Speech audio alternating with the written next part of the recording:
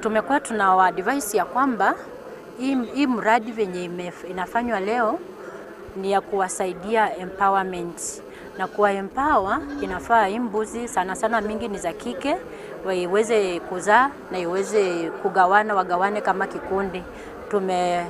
Tumewaadvise wasiuze hii mbuzi, na hata wengine tumewaambia kwamba wasifike nyumbani waone ni kama tumewapatia kitoweo ya wafike wachinje. Tumewaadvise ya kwamba iwasaidie kama kikundi, na tunajua vikundi kama ni vyenye kabisa vinataka kusaidiwa vitafuata. Leo tuko hapa kwa sababu imekuwa siku kubwa.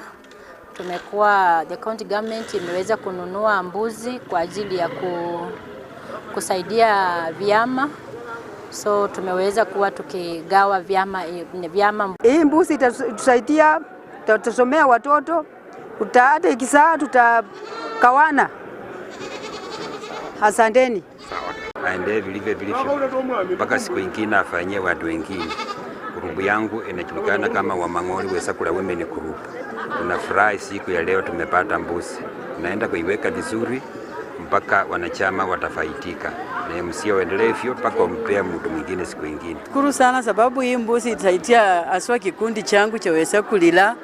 Tutaomba tutaidibu vizuri, kila mama atakuwa anapokea mbuzi moja vile itakuwa inazalisha.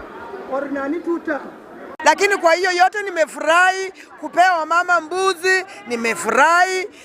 Hapo ni tutam, hakuna suluhisho lolote, lakini nimeshukuru. Tumefurahia MCA wetu Steve Songo Kaisa ametuletea mbuzi kutoka kwa serikali. Tunasema serikali tamu. Si tunaenda kukunywa maziwa. Watoto wetu watasoma. Watapata tena morali mzuri. Tutakaa vizuri, sisi tutafurahia.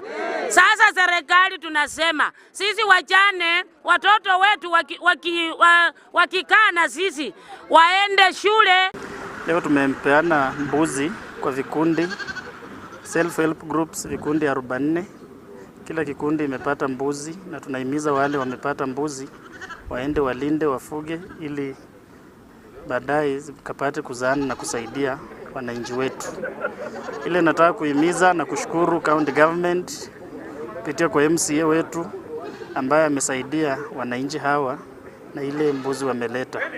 Sitaki kwenda mengi, otherwise ni kuwapongeza tu wale ambao wamejitokeza. Ile vikundi imequalify, tuambie enda mfuge mbuzi na mtupatie matokeo ile mzuri.